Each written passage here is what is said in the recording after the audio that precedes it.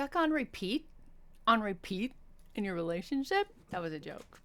Have you had a string of relationships with people, for example, who told you that they're social drinkers, but now that you're in relationship with them, they're drinking every day, and when they drink, they treat you really badly? Or maybe you find yourself endlessly trying to get your partner to connect with you on an emotional level, and it just seems like it never works. And that's true not just in this relationship, but in every relationship you've ever had. Yeah, your picker's broken. And the way to fix it isn't what you think it might be. So keep watching. I'm telling you, I see this pattern all the time with the alcoholic partner. Or another example is you find people who consistently are emotionally unavailable. So those are the kind of people who are unwilling to have those deep conversations about things that matter to you, things that seem to be coming up in your relationship on a consistent basis, but they're not willing to talk about. Or maybe they avoid sharing their personal information or being vulnerable with you. They'll let you share everything about yourself, but you hardly know anything about their emotional life. Or maybe they emphasize the need that they have for personal space and for independence, and they do that over spending time with you. So this is a person who prioritizes their friends more than they prioritize your relationship. Or they're always playing sports or watching sports. Or maybe they're working constantly and won't get off their phone because there's work things that have to be done. And the end result is they're not available to you. Maybe your pattern is you keep finding people who are unwilling to commit to you in a serious relationship long term. They won't talk to you about your future together. Or maybe this person is unable to be supportive with you when your emotions come up. So they're fun, they're great to be around, you have fantastic dates, but when something's bothering you, they don't want to talk about it, or they don't know how to talk about your emotions in a way that makes you feel supported.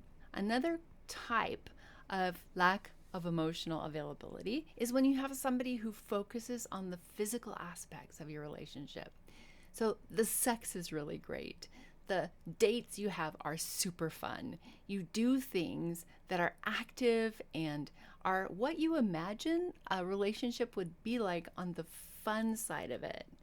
But that's as far as it goes.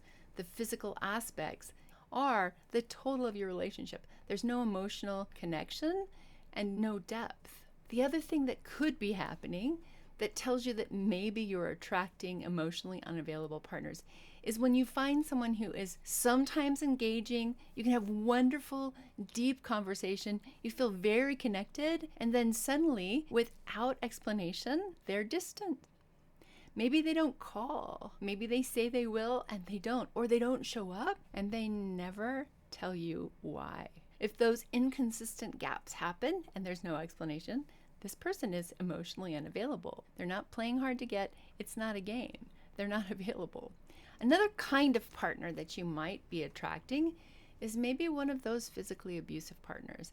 And it's very interesting because sometimes I think that we believe that physical abuse means that they have to be leaving marks on us. But somebody who's physically abusive could push you or not allow you to exit if you want to leave a place.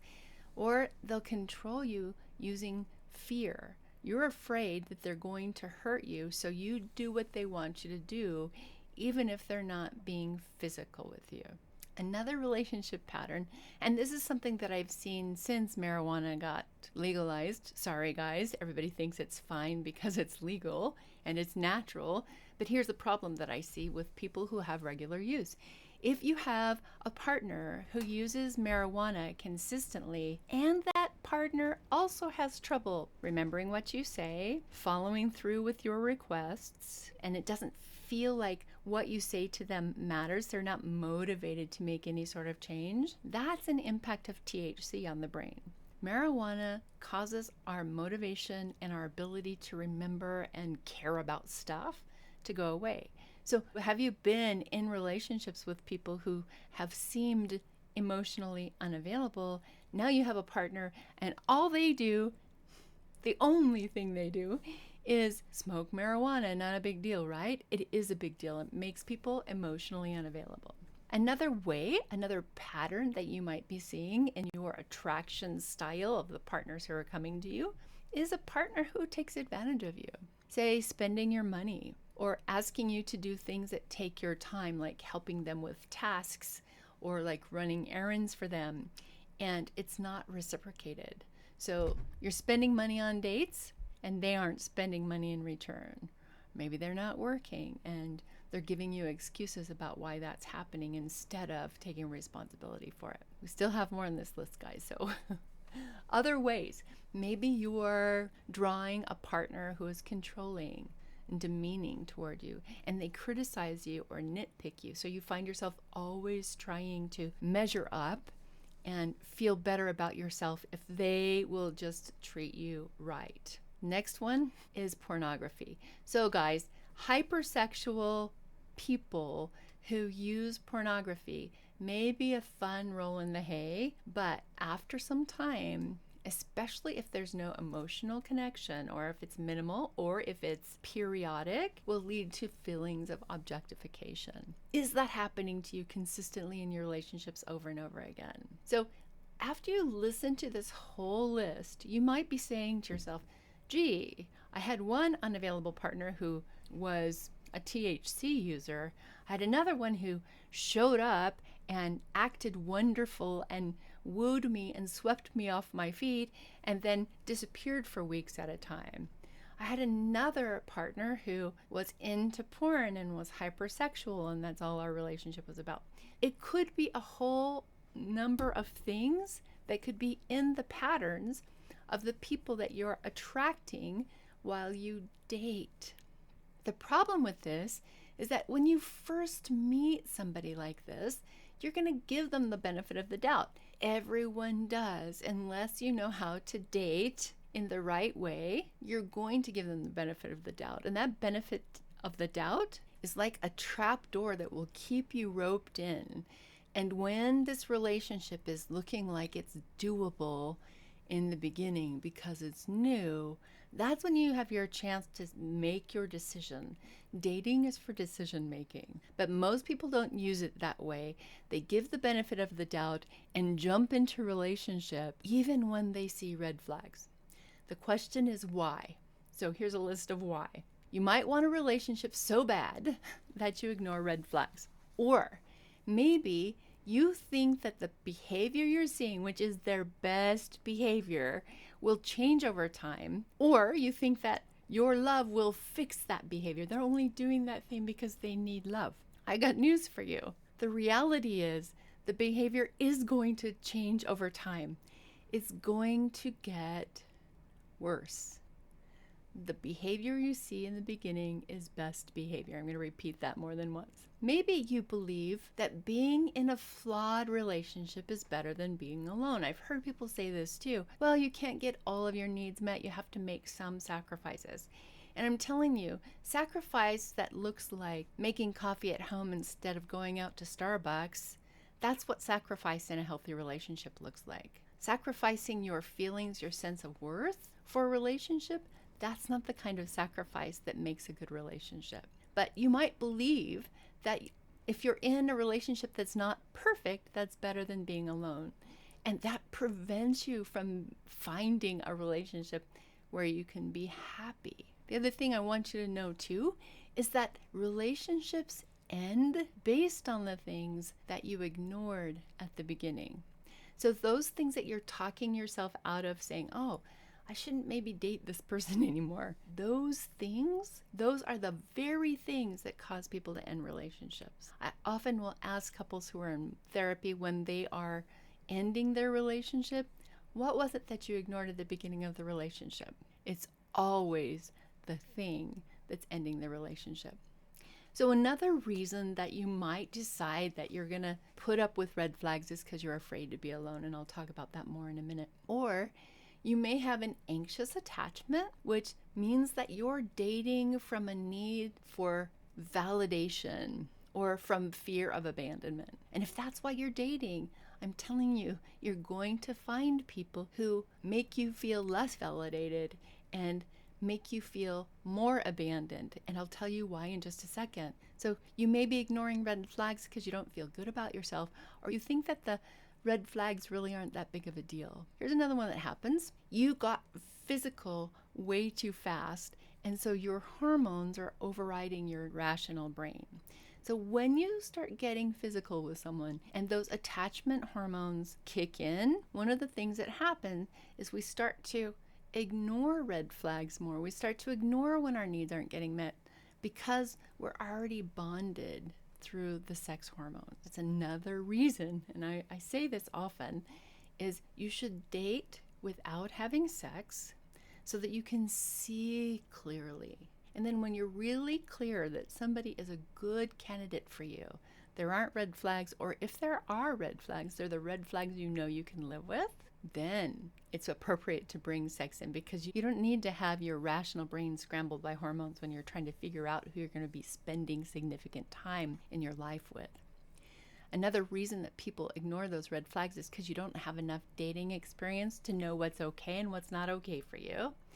And the last one that I will say that probably applies to most of the things that I've already described is that your trauma brain is making you think that unacceptable behavior is acceptable.